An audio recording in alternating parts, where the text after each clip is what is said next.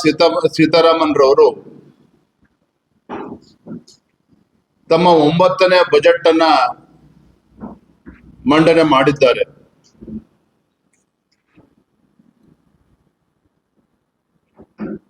ನಿನ್ನೆ ಮಂಡಿಸಿರುವಂತಹ ಈ ಬಜೆಟ್ ಬಗ್ಗೆ ಒಂದೇ ವಾಕ್ಯದಲ್ಲಿ ಹೇಳುವುದಾದರೆ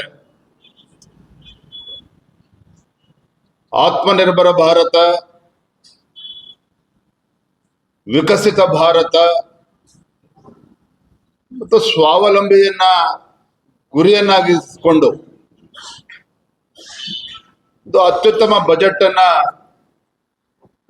ಮಂಡನೆ ಮಾಡಿದ್ದಾರೆ ಅಂತೇಳಿ ಇವತ್ತು ದೇಶಾದ್ಯಂತ ಬಹಳ ಪ್ರಶಂಸೆಗೆ ಪಾತ್ರವಾಗಿದೆ.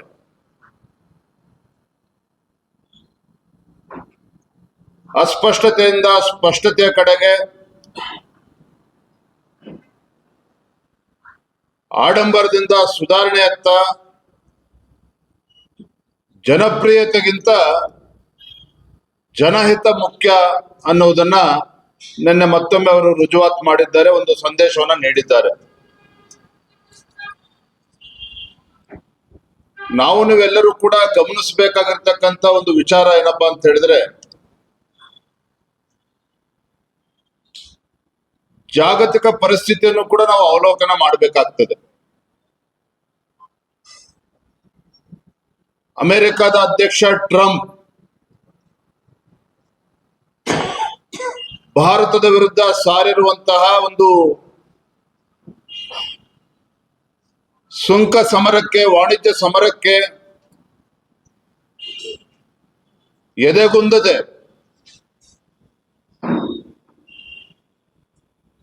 ಪ್ರಧಾನಮಂತ್ರಿಗಳ ಏನೊಂದು ಗುರಿ ಏನಿದೆ, 2047ನೇ ಇಸ್ವಿಗೆ ಒಂದು ವಿಕಸಿತ ಭಾರತ ಆಗಿ ಪರಿವರ್ತನೆ ಆಗ್ಬೇಕು ಅನ್ನುವ ಒಂದು ಗುರಿ, ಆ ಗುರಿಯತ್ತ ಸಾಗುವ ನಿಟ್ಟಿನಲ್ಲಿ ಅನೇಕ ಸುಧಾರಣೆಗಳನ್ನು ಕೂಡ ಮಾನ್ಯ ವಿತ್ತ ಸಚಿವರು ನೀಡಿರುವಂಥದ್ದು ಮತ್ತು ಎಲ್ಲಾ ಕ್ಷೇತ್ರಗಳಿಗೂ ಕೂಡ ಆದ್ಯತೆಯನ್ನು ನೀಡಿದ್ದಾರೆ. ಕೈಗಾರಿಕೆ ಇರ್ಬೋದು, ಪ್ರವಾಸೋದ್ಯಮ ಇರ್ಬೋದು, ಸೆಮಿಕಂಡಕ್ಟರ್, ಆರ್ಟಿಫಿಷಿಯಲ್ ಇಂಟೆಲಿಜೆನ್ಸ್, ಕೃಷಿ ಕ್ಷೇತ್ರಕ್ಕೆ, ಈ ಎಲ್ಲಾ ಕ್ಷೇತ್ರಗಳಿಗೂ ಕೂಡ, ವಿಶೇಷವಾಗಿ ಆದ್ಯತಾ ಕ್ಷೇತ್ರಕ್ಕೂ ಕೂಡ ಹೆಚ್ಚು ಒತ್ತನ್ನು ನೀಡಿರುವಂಥದ್ದು.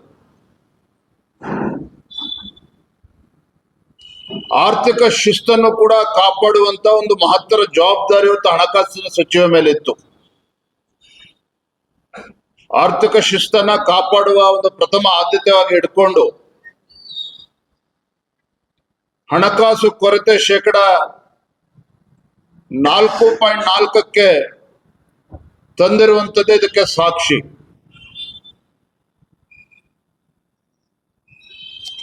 ಮೂಲಭೂತ ಸೌಕರ್ಯಗಳ ಬಗ್ಗೆ ಸಾಕಷ್ಟು ಚರ್ಚೆ ನಡೀತಾ ಇದೆ. ತಮ್ಗೆ ಗೊತ್ತಿರೋ 2014ರ ಪೂರ್ವದಲ್ಲಿ ಹಿಂದಿನ UPA ಸರ್ಕಾರ ಇದ್ದಾಗ ದೇಶದಲ್ಲಿ ಮೂಲಭೂತ ಸೌಕರ್ಯಗಳನ್ನ ನಿರ್ಮಾಣ ಮಾಡೋದಕ್ಕೆ 2 ಲಕ್ಷ ಕೋಟಿ ಹತ್ತತ್ರ ಆ ಪ್ರಮಾಣದಲ್ಲಿ ಹಣವನ್ನು ನೀಡ್ತಾ ಇತ್ತು. ಆದ್ರೆ ನರೇಂದ್ರ ಮೋದಿಜಿ ಅವರ ನೇತೃತ್ವದ NDA ಸರ್ಕಾರ ಬಂದ ಮೇಲೆ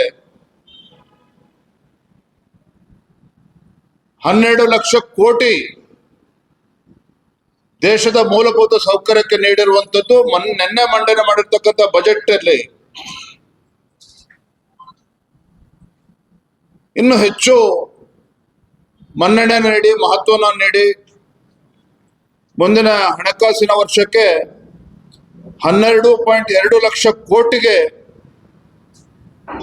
ಏರಿಕೆ ಮಾಡಿರ್ತಕ್ಕಂಥದ್ದು ಒಂದು ರೀತಿಯ ಕ್ರಾಂತಿಕಾರಿ ನಿರ್ಧಾರ ಅಂತ ಹೇಳಿ ಈ ಸಂದರ್ಭದಲ್ಲಿ ಹೇಳೋದಕ್ಕೆ ಇಚ್ಛೆ ಪಡ್ತೇನೆ. ರಸ್ತೆ, ರೈಲ್ವೆ, ಬಂದರು, ವಿಮಾನ ನಿಲ್ದಾಣ, ಈ ರೀತಿ ಅಭಿವೃದ್ಧಿಗೆ ಹೆಚ್ಚು ಹಣವನ್ನ ಮೀಸಲಿಟ್ಟಿರ್ತಕ್ಕಂಥದ್ದು ದೇಶವನ್ನ ಅಭಿವೃದ್ಧಿ